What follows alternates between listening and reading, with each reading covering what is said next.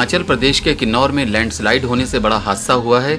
यहाँ पर एक यात्री बस और 2 कारें मलबे में दब गई हैं। करीब 40 से अधिक लोगों के दबने की आशंका जताई जा रही है।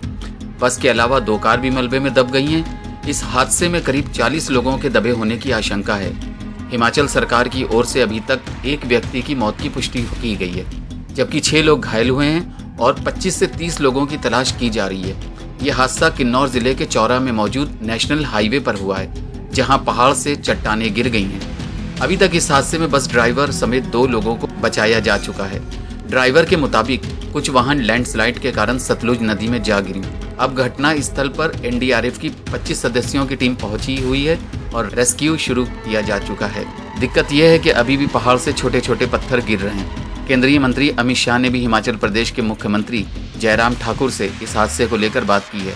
गृह मंत्री ने आईटीबीपी के डीजी से बात कर तुरंत मदद पहुंचाने के निर्देश दिए हैं। पीएम मोदी की उज्ज्वला योजना को लेकर प्रियंका गांधी वाड्रा का तंज, 90% सिलेंडर धूल खा रहे हैं। प्रधानमंत्री नरेंद्र मोदी ने मंगलवार को उत्तर प्रदेश के महोबा जिले से प्रधानमंत्री उज्ज्वला योजना के दूसरे चरण की शुरुआत की थी। कांग्रेस महासचिव प्रियंका गांधी वाड्रा ने प्रधानमंत्री नरेंद्र मोदी की ओर से उज्ज्वला योजना के दूसरे चरण की शुरुआत किए जाने के बाद बुधवार को दावा किया कि उज्ज्वला योजना के तहत मिले 90% सिलेंडर धूल खा रहे हैं और महिलाएं चूल्हे पर ही खाना बनाने को मजबूर हैं। उन्होंने बुधवार को ट्वीट किया कि उज्ज्वला में मिले 90% सिलेंडर धूल खा रहे हैं और महिलाएं चूल्हे पर खाना बनाने को मजबूर हैं, क्योंकि भाजपा सरकार ने सिलेंडर के दाम 7 सालों में दुगने और सब्सिडी ना के बराबर कर दी है। प्रियंका ने यह भी कहा, अगर उज्ज्वला को लेकर सरकार जरा भी ईमानदार है तो गरीबों को सब्सिडी दे और महंगाई कम करे। बैंकों पर आरबीआई की सख्ती, एटीएम में कैश खत्म हुआ तो लगेगा तगड़ा जुर्माना, जरूर जाने नया नियम।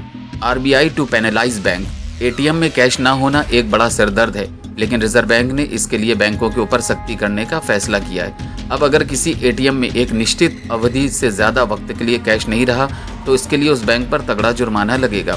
रिजर्व बैंक ने लोगों की इस असुविधा को दूर करने के लिए बैंकों के ऊपर सख्ती करने का फैसला किया है। अब अगर किसी एटीएम में एक निश्चित अवधि से ज़्यादा वक्त के लिए कैश नहीं रहा तो इसके लिए उस एटीएम के संबंधित बैंक पर तगड़ा जुर्माना लगेगा।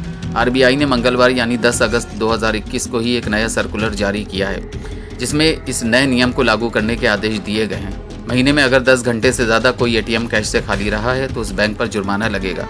यानी कि अगर एक महीने में किसी बैंक के किसी एटीएम में कैश खत्म हो जाने के 10 घंटे से ज़्यादा अवधि के बाद तक कैश की सप्लाई नहीं की गई है तो उस बैंक पर आरबीआई 10,000 रुपये जुर्माने का लगाएगा। एक और बड़ी बात, 10,000 का जुर्माना प्रति एटीएम लगेगा। फैसलेस सर्विस, घर बैठे मिलेगी दिल्ली परिवहन विभाग की 33 सेवाएं, शुरुआत आज से। परिवहन विभाग की 33 सेवाएं आज से फैसलेस हो जाएंगी। अब वाहन संबंधी दस्तावेज के लिए परिवहन विभाग के दफ्तर जाने की आवेदकों को ज़रूरत नहीं होगी।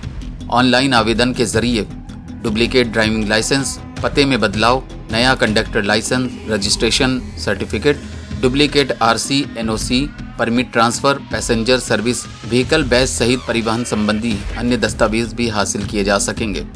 सेवाओं के फैसले होने से हर महीने लाखों आवेदकों को बड़ी राहत मिलेगी। ड्राइविंग टेस्ट और फिटनेस टेस्ट को छोड़ परिवहन विभाग की अन्य सेवाएं दस्तावेज घर बैठे ही हासिल होंगे। परिवहन विभाग ने फैसले सेवाओं के लिए मानक संचालन प्रक्रिया एसओपी जारी किया है। डीएमआरसी कल से चलाएगा इलेक्ट्रिक फीडर बसें, नहीं होंगे कंडक्टर।